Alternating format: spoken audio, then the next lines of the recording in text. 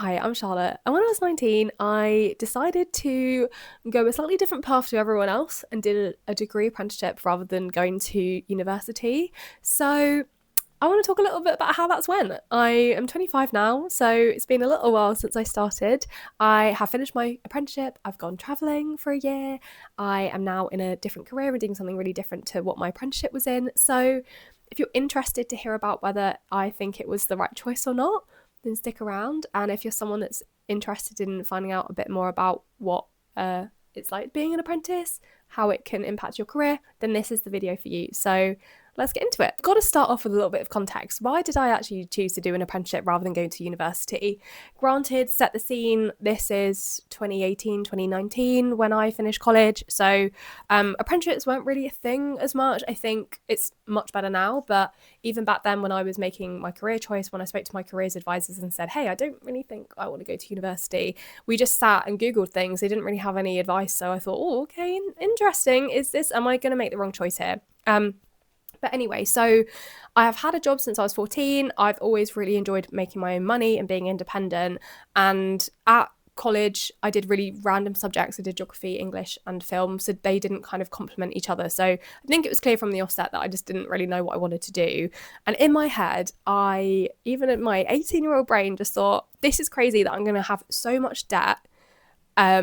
Like almost 10 grand of debt a year plus, I would have got like the student loan and everything like that. And I just thought, wow, that is a lot of money to spend on something that I don't know what I want to do. And I'm probably going to change my mind in 6 months' time. So even then, I think I was quite realistic about those sorts of things. And I just thought it's a lot of time to dedicate. And I did really want to move home. I really wanted to have the kind of dream lifestyle that everyone promises you. Everyone says it's going to be the best years of your life and you're going to make amazing friends. And I thought, oh, I don't know. It was really hard. So in the end, when it came to I did apply to UCAS, but I just thought, I'm just going to pull out. I redacted my request to do a degree. And yeah, so I basically just had a year out of working. What did I even do? I worked at in a supermarket. I think I worked at M&S. I worked in a hotel reception. I just thought, this sucks. All of my mates went to uni and I just thought, I'm not doing anything with my life. I'm just doing, a minimum wage job, which is, absolutely fine. But I think I'd just come out of school and I thought I want to progress more. I want to continue to develop myself. So I did actually apply to uni again in that year because I thought I wanted to be a teacher. Thank God that didn't happen because that would have been an absolute disaster. Respect to any teachers out there because I just don't know how you do it. Anyway, so kind of went on a mad one, applied to uni again. But then in the background, I thought, okay, so my dad did an apprenticeship and he said, why don't you just have a look at that? My boyfriend did it too. So I thought, well, I've got nothing to lose. I like the idea of them. So applied to 6 or 7 different schemes, a range of them, some level 4s. My apprenticeship that I ended up doing was a degree apprenticeship as well. Got to the final stage, I think, of the BBC one, and I didn't get that, and that kind of broke my heart slightly, but there we go. Who knows? I might end up working for the BBC one day. But anyway, so got my apprenticeship, and the thing that kind of felt like, it couldn't be real was that I got my level 6 degree apprenticeship and that I was getting a salary on top of that. They were paid for all of my degree and all of my fees, and that just kind of felt crazy to me. And I thought, what's the catch? Well, the catch is it's really hard. It is hard work, right? And that kind of segues me quite nicely into number 2, which is, what are the realities of doing an apprenticeship at 18? In all honesty, it is really hard, right? I was 18, a Brit, of course. I like going out drinking and I couldn't do that. I had a 9 to 5 and this was before COVID, right? So I had to go into the office every day. I had to go up to London. It took me about an hour and a half each way. So I was doing a 3-hour round trip commute. It also cost a bomb. I think the majority of my first year pay just went straight into getting to work physically, which just sort of felt insane. Then on top of that, add in doing a degree. Now, I will caveat this and say that my degree experience, it was nowhere near as intense in terms of the workload as what my friends were going through, but I still had to do a dissertation. I still had to do modules, and doing that alongside working full time it's difficult. Let's just be honest. Let's not sugarcoat it. It's hard when you want to go out, and especially in the summer, that was the worst when everyone was kind of home and wanted to go to the pub, and you just think, well, it's Wednesday. Like I did it, and then I really regretted it on the next 2 days that I had to go into the office. You make it work, and I think I was still so glad that I had chosen the apprenticeship pathway, right? Like, I love working. I really like being busy and having things to do. I was enjoying my degree as well. So as much as it was hard mentally sometimes, and it was hard work, right? You're doing a lot. You're doing the most. I still knew that I was doing the right thing for me. I was getting real life experience, my CV. I was getting little pointers that I could add to my CV kind of on a weekly basis. And I just liked it. I liked going into the city. I liked commuting as much as sometimes it was an absolute ball ache. I did generally quite enjoy it. I do quite like getting the train. And you also grow up, right? You grow up quite fast. And that was something I was kind of always ready to do. I think, like here I am at 18, guffawing at how expensive a degree is. So, I think I was probably on that trajectory anyway. But it was quite isolating at times. So, when friends came back from uni, you get just all the questions of, oh, so like, are you actually doing a real degree, or what are you actually doing? No one really understands it.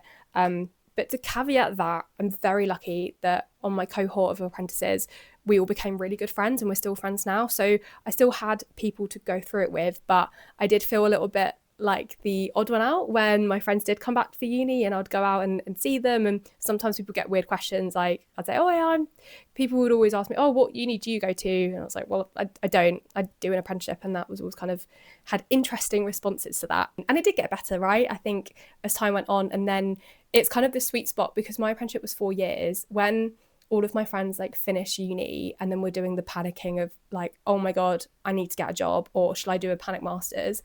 And I was very settled. I'd done 3 years of my apprenticeship. I had a year left. I was just finishing off my degree. I kind of like lined up what job I was going to go into next. So I felt like I had a lot of security that those people necessarily didn't have. And that was I'll be honest, that was kind of like a nice feeling to see everyone panicking and to think, oh my gosh, I'm so glad I don't have to do a job interview and work on my CV, because it's kind of all like, I've kind of done that, been there, done that for now. So that was something that maybe was quite nice, and I think has continued to be quite nice. It was hard for the first couple of years, but since doing my apprenticeship, I was helping my friends do their CVs. I was helping them interpret what job descriptions meant, because a lot of them just didn't have any idea, and a lot of them are corporate gobbledygook.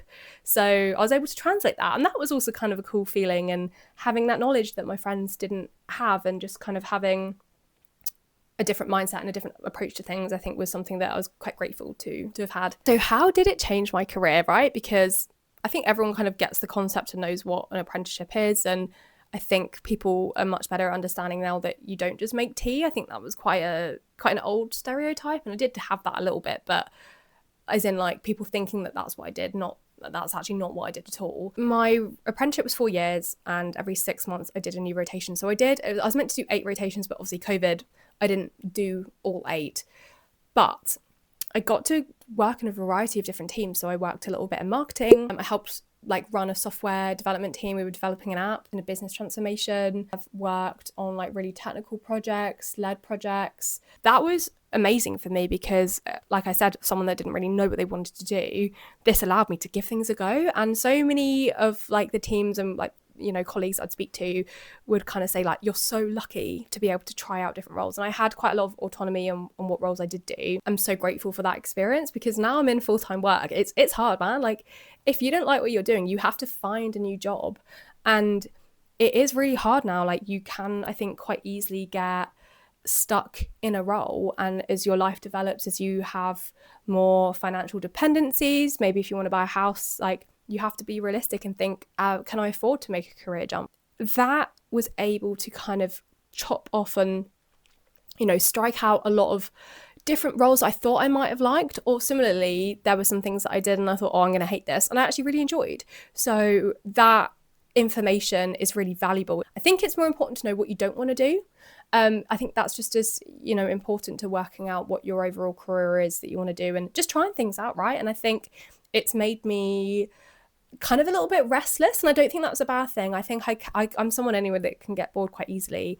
So doing an apprenticeship kind of fueled that, but I think in the right way, because it fueled me wanting to learn constantly. And I think that the 6 month rotation you'd start know nothing, and probably by month 5 you'd feel quite comfortable, and then you'd have to go and restart and do something completely different. So I think that's made me really adaptable.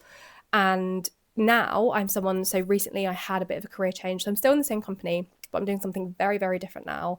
And because I had all of that experience on my CV, because I could prove that I can chop around and do different things and like just get on with it and be resilient, I think that has really helped me, and I think will help me going forward in my career. And then the final thing that I wanted to touch on in terms of career is that obviously I did a degree apprenticeship, so I got a degree and worked on that alongside my role. Genuinely, people were so helpful in my company, and especially doing my dissertation, and I needed to speak to different people, and having the confidence just to kind of like cold call people and just blindly email people or ping people on Teams, I think was something else that really helped me, because you kind of had to, right?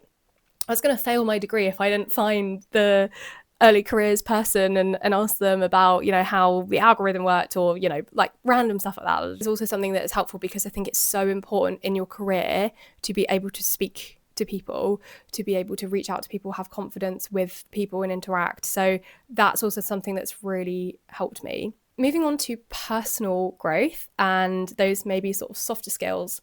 My apprenticeship was great because we did a lot of volunteering. As an apprentice, doing my apprenticeship, not many people knew about degree apprenticeships when I started. It's getting a lot better now, which is great.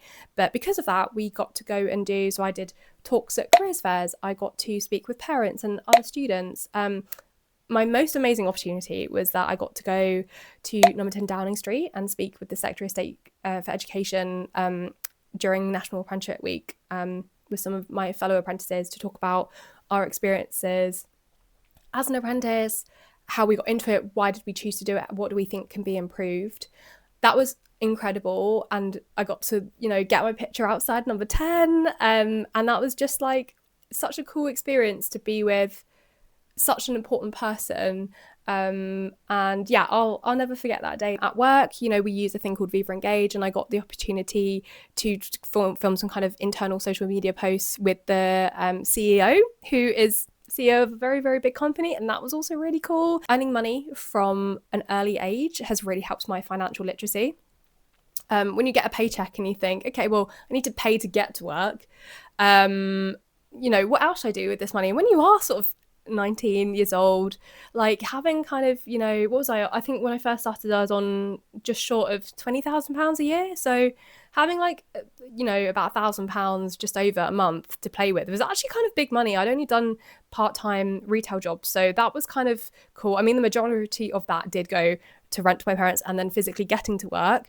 Then when COVID hit, obviously I got some more money back, and my pay went up every year as well, so getting used to that and thinking, okay, I do have quite a big chunk of money here. What should I do with it? Should I save it? Should I invest it? And then my company as well also have kind of like an internal save share plan, which is basically where you kind of can get discounted shares, and then the money kind of like gets locked in. And then if the share price, like you lose out, you don't actually lose any of the money. It's more you've kind of just saved it. So I did that, and I wouldn't have done that because my kind of older year apprentices and my managers said, no, like this is a really good scheme. Let's teach you about it. This is how you should invest, and it's really good for you. So I wouldn't have done that. I wouldn't, if I was at uni, I probably just wouldn't have cared and thought, oh, that's not something for me. So now I invest, and I've been investing since I was about 19, 20. I now do my own investments as well. I've done my own research. So that's something that has been really cool and life-changing. I was able to go on sabbatical for a whole year. So first off, my apprenticeship allowed me to save for that because I was earning money for such a long time. So I could save up to go for a year-long trip. I also felt that I was able to take that time off work. So at 24 is when I went. I think to have a year out of work is, especially when you're just starting up your career, some people can be quite a daunting thing, and some people might think that's kind of a silly move to make, right? That these years are really important, especially if you want to grow in your career. Having already had 4 or 5 years of work experience, I just felt that I was able to take that time out, and it wasn't really going to negatively impact my career, and so far it hasn't. And I think just generally I've just learned a lot of things about being in the corporate world. There's no rule book, even things that are as small as how do you write an email, or what does the director mean, and what does the hierarchy mean, and how do you speak to certain people, and does that matter? What should you wear, and How should you speak? And how should you interact with colleagues? That's just stuff that takes time to learn. And it like, there's no rule book. Yeah, you just sort of like turn up and you make mistakes and you do silly things. Maybe you get a little bit too drunk at the Christmas party, and then you kind of learn, okay, maybe I won't do that again. That was kind of bad. You should choose to do an apprenticeship if you're someone that wants to get stuck in, wants to get practical experience, and people love throwing around whilst you learn. But if you are someone that generally is kind of driven a bit more by money and wants to have a bit more independence, then apprenticeship's great for that. If you're someone that's just ready to get into the world of work like I was, then it's a really good option. But you just need to make sure that it really is the right path for you and you're not gonna regret it. So there are myths and there are, stereotypes with both uni and apprenticeships, but at the end of the day, do you want to get straight into a specific career? There's lots of careers out there now that you don't actually need to do a degree for. You can go the apprenticeship route, so that just might suit your style of learning more anyway. As an apprentice, you have a little bit more wiggle room to make mistakes and ask silly questions and just try things out and just be honest. So I think it's a really safe space, it's a really safe environment, and it's a really nice way to get into the working world. And any person that I ever kind of interacted with throughout my 4 years were very supportive, very understanding, so willing to help you. And if you had questions, people were more than happy to take time out of their day to sit with you and take you through things and help you understand things and support. So I think the support network that you do get as an apprentice is amazing, and at least it was in my experience. So if you're someone that wants to go into a career, and yes, you will do stuff like as an apprentice, you will get stuck in and you'll be given projects. I do want to caveat that by saying that you have so much support. No one's just going to like throw you into the deep end and make you run a team when you're day 3 into your apprenticeship. I really want to just bring home the point that you don't have to go to university anymore. It's not for everyone. You will still make friends. You will still have amazing opportunities. You will have a social life. You also will get the opportunity to move out if you want to, right? Because you'll be earning money. So you can still go on holiday. You still get everything with an apprenticeship that you would get at university, just maybe in a different font and a slightly different lifestyle. So that's kind of the main thing, right? And you need to think about that and really think about what you want as a person and how do you want to work. Thank you so much for watching my video. As you can tell, I'm really passionate about apprenticeships and I loved my experience. So if you're someone that wants to learn more about apprenticeships or has any questions, then just let me know. I'm more than happy to help anyone. Additionally, I will be talking more about my sabbatical, how I save money for sabbatical. I've just moved to London, so how am I navigating that and budgeting London life, because it's really expensive. So if you've got any questions, ideas, comments, please just let me know. And yeah, thank you so much for watching, and I hope you have a lovely day.